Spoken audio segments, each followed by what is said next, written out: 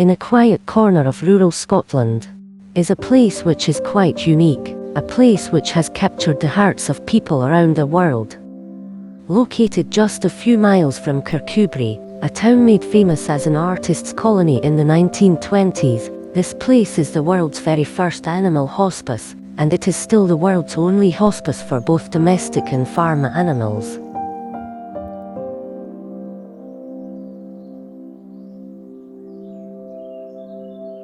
Whilst animal sanctuaries and rescue centres are commonplace, the idea of providing palliative care for animals with terminal illness is still something of a rarity.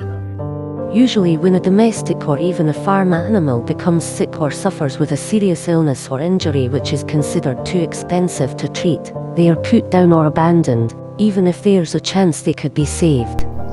But here, at the Maggie Fleming Animal Hospice and the Karass Sanctuary, founder, Alexis Fleming, goes to extraordinary lengths to save every sick animal in her care. That's because every resident, be it a cat, dog, lamb, cockerel or pig, is treated with a level of love, care, compassion and respect which is truly exceptional even in the world of animal care and rescue. He's a good boy. Oh, here he is. Here he is. No, thanks so mister. Feet on the ground. Feet on the ground. Right, lunchtime? And, to Alexis, all the animals here are part of her family. Whilst there are many owners who regard their pets in the same way, there are sadly still far too many cases where animals are simply treated as disposable accessories, and when they become too much of a burden or inconvenience to their owners, they are simply abandoned or mistreated. It's heartbreaking, and Alexis admits she has no time for people like this. She is so passionate about the welfare of animals, that she's made the sanctuary her life's mission. The creation of the Animal Hospice and Sanctuary just over 6 years ago, came about from her own experience of having a life-threatening illness, and the emotional support she received during this traumatic time, from her rescue dog, and best friend Maggie.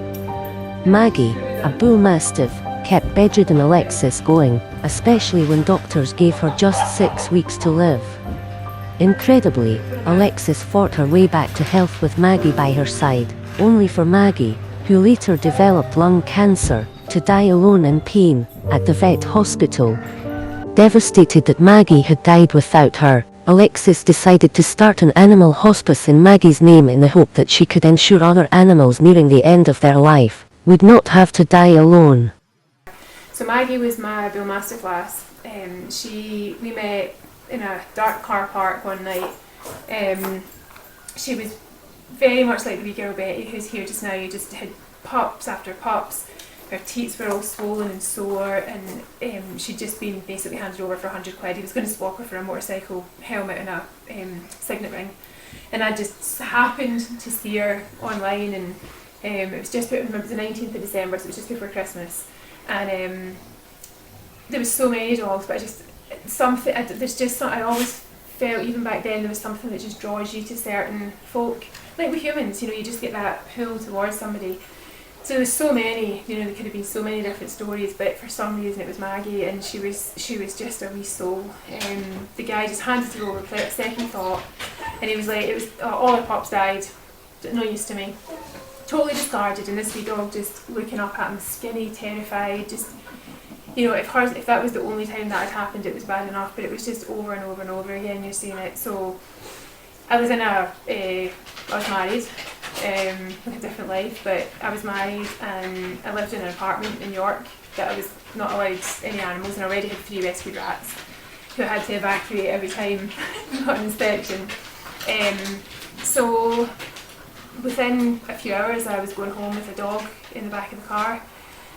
Something just, I don't know, it's just like something takes over, and just, I'll work it out. It doesn't matter what it takes, I'll just find a way, because how can I know about her and not do something? But little did Alexis realise that doing something would lead to the start of a remarkable journey. She now cares for well over 400 animals at the hospice and sanctuary. And despite the traumatic journey to the founding of the hospice, anyone who has ever been fortunate enough to visit this inspiring place will quickly realize that it is full of life and purpose.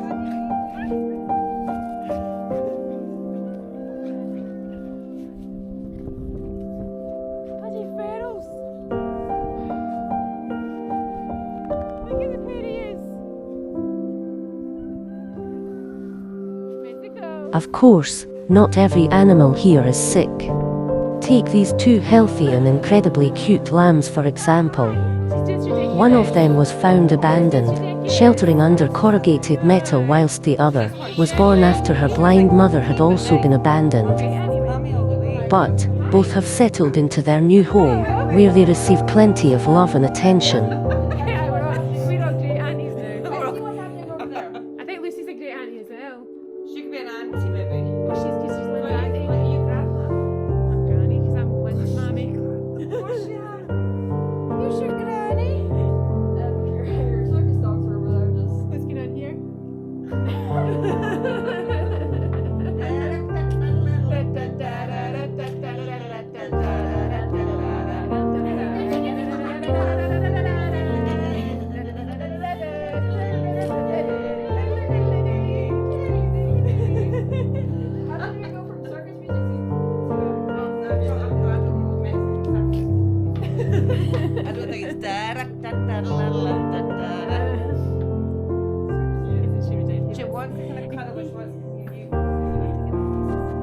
Yes, you can't actually get any closer. I love you. It's when she slept. Fell asleep. Hang it. Look, hey, Whilst there are times of sadness, there's also a lot of happiness too.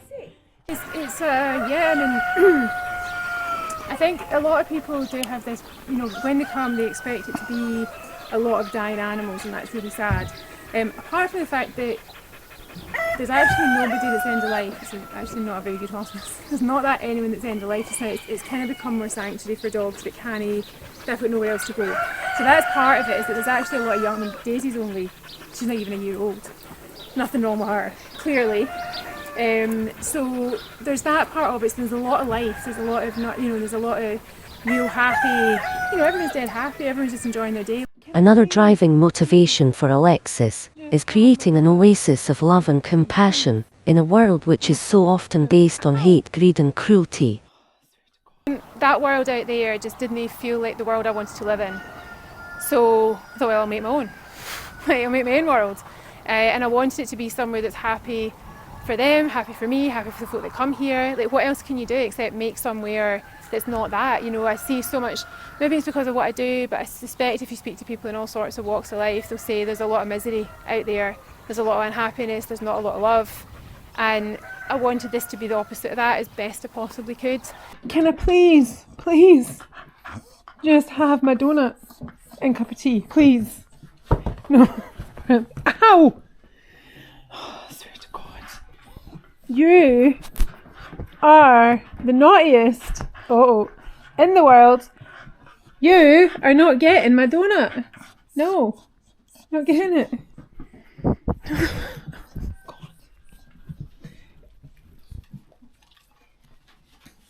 You're not.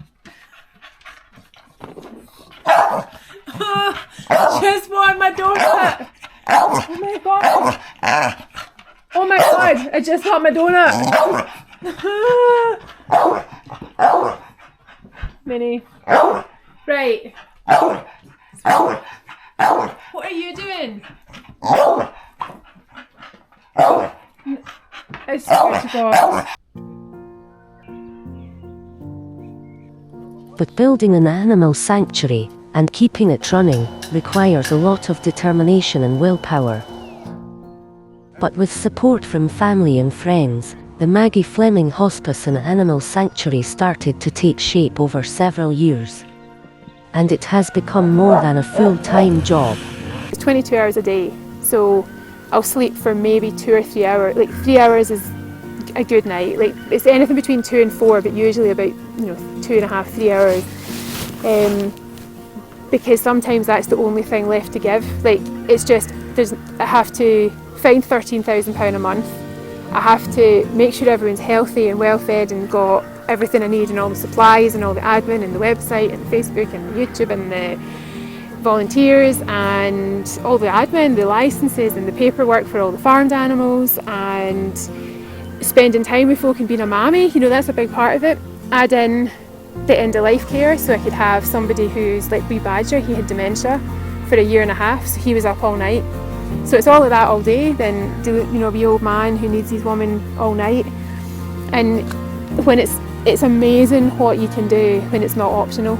Like, to me, it's not, like, you start this, it's not an option. But luckily, Alexis has help. Kerry McCleary came here over 3.5 years ago to help out during flooding at the sanctuary and has continued to work here ever since. So I've been here 3.5 years, and I came when there'd been a flood here. It sounds quite biblical. I think it was the day after Alexis and her dad had been evacuating the birds 2x2, and she posted on Facebook. So I'd already followed her on Facebook and Instagram, like social medias and that. And I'd always planned to come along. I know I'd always planned to come along. And then she posted that she was flooded, and she's like, nobody can get in, like, we need sandbags, can anyone help? So I kind of was like, right, just go. Because I was a bit shy, but just turn up at somebody's house, like, uninvited. And I went a couple bits, got some sandbags, and then knocked on the door. And I don't even think I said hiya. I just held up some sandbags, like, you need sandbags. And I've been here ever since, and we've become really good pals.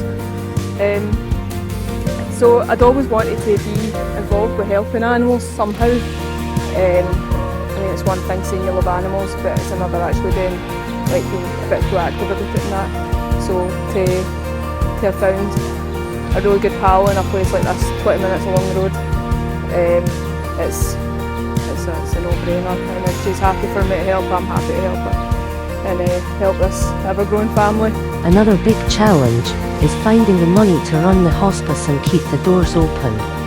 And it's easier to raise money for dogs than for cockerels, says Alexis.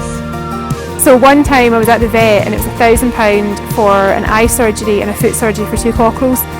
And it's nothing against the people that support anything like that, it's just the way people see them. It's usually easier to raise money for dogs, for example, than it is for cockerels. I'm trying to change that by showing who they are, but that's generally how it is. But I'll still always try, I've got to try for them.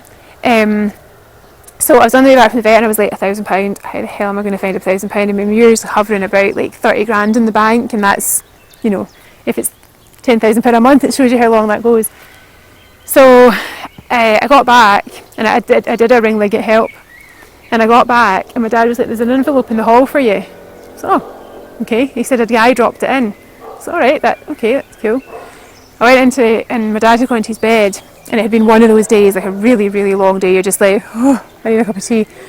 And I opened the envelope and it was £1,000 cash. That's happened more than you would expect. As a hospice, the animals are given whatever veterinary treatment they need, no matter the cost, to make them more comfortable in their final stages of life, or to help them recover, where their condition is not terminal. Little wonder then, that vet bills are a major cost when there are well over 400 animals to care for. But Alexis only asks for help when it's needed, to provide the care she promises to deliver. She also believes that it is best for terminally ill animals to stay with their families wherever possible, and Alexis offers advice and support to people who are coping with a terminal illness of a much-loved pet. The hospice has touched the hearts of so many people within the local community and all over the world, and, thanks to their continued support, Alexis has been able to keep caring for all the animals resident here. And, keeping everyone on social media informed of what's happening at the hospice is another important task. So yeah, we're almost... Well, there's post reach 222,812, post engagement 83,176, 82 new page likes. Like, I've actually started paying attention to this recently because I'm trying to get it out more, trying to. So now I've built it. I've got to take it out. I wanted to have it sort of foundations in place and actually something to take out into the world. Not that I've not done it until now, but it feels like my job's not changing, but I'm having to do something else now, which is take it out into the world. Because I think we need you probably see it as well, like the responses we get to like posts and stuff. People are saying how much people will say, this is exactly what I needed this morning. Yeah. Like, this has just cheered me up. This is in a world where you're just seeing so much horror. Just seeing like someone like George going from being this terrified wee soul to doing zoomies within a week. Like, people need to see, we need to keep reminding people that this is possible, because otherwise you just end up like, it just becomes like everything just degenerates into nothing if you just keep down that path. You've got to create something. So it's creating that happiness and joy and not pretending that the bad stuff doesn't exist, but taking that and turning it into something else. So we tell sides, and that, I think that's it as well. There's so many stories here, and I feel like they're getting away from me. So I'm starting to write a diary that I want to publish, maybe on Patreon. Starting to talk a bit more about sort of bigger issues that are affecting all of us, as well as doing like the just, you know, night with the oldies. And so it's really, it's actually, we've been talking about it a lot, haven't we? Like, it's really exciting. It feels like we're in a new lease of life almost, like after winter and everything's been like, but everything's coming back to life and we're getting out there and we're getting known more, and there's people all over the world. Like, I'll get night from New Zealand, and people join us in the live from the States and Ireland and Australia, and it Texas. just feels Texas, yeah. It's amazing. She's buzzing. Alexis and Kerry hold a Zoom meeting with supporters once a week. They also regularly post video clips of the animals onto social media. She's absolutely buzzing. She's so happy. Oh, you are.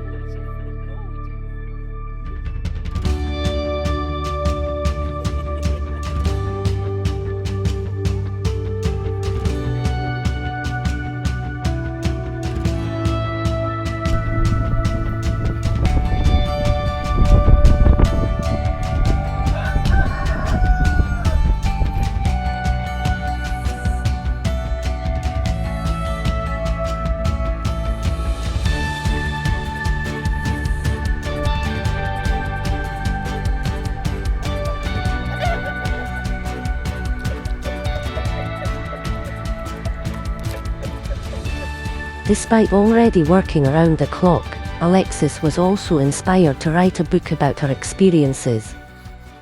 So just a few days after I moved in here, I did a radio interview, and then that led to like a Guardian thing, and then everything just went completely nuts after that. And one of the things that happened was a BBC Three Amazing Humans, you know, like the little shorts, and someone had seen that. She was actually a ghostwriter, and she had an agent, and they got in touch and said, you know, would you like to write a book? And the idea was that she would write it, and like, you know, and I was like, it just didn't feel right. I was like, that wouldn't be me writing it. So then I had to convince myself and them that I could actually write a book, mainly myself. So yeah, it was definitely like a I don't know how I did this type thing. It was, you know, I was going through a breakup. I was building a sanctuary. I was doing end of life care. I was doing it was a lot. I had no electricity. I had it's had no heating, had no hot water, no shower, had nothing. So it was like a really dig deep, and I was getting up I had to set my alarm to go up at 5:30, take the dogs out in the dark, all that kind of stuff. So this book means it's more than just a book, if you know what I mean. It was like when I got this through the post, the box of them finished, and that was almost like building the sanctuary. It was that kind of that kind of feeling. So yeah, it's basically the story of the hospice, how it came about, Maggie's story, my story, the overcoming disease, and how love kind of changed both of us and led to this, and the trauma and hardship and all that kind of stuff. And it basically gets us up to when I moved in here. So that means I've got about 6 years to catch up on now. So yeah, it's a really nice thing to hold in my hand, and I know what it took to write it, and people have been really kind about it. It means a lot to me. I've still got orders to send out from like March, but I get there eventually. And for Alexis, despite the daily challenges, keeping the hospice and sanctuary going is now her life's work. And for the animals who live here, they have a true friend and champion. I thought it was a quiet night. I didn't know where she'd gone. Here she is. Look at them. Look at them. They're absolutely ridiculous. Absolutely, look at you.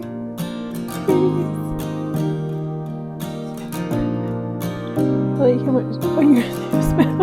I don't even noticed that you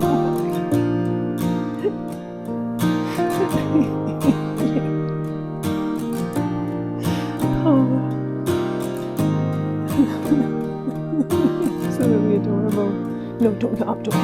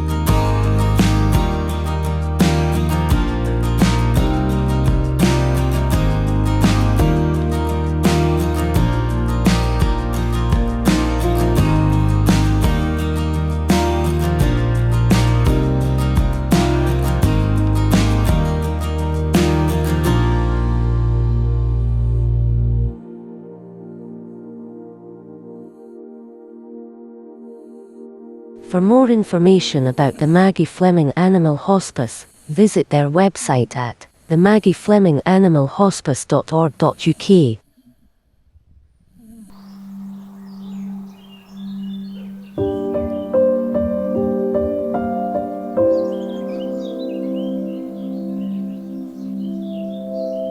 support the Scotland channel, like, share and subscribe below. For more information about the Scotland channel, visit our website at thescotlandchannel.tv.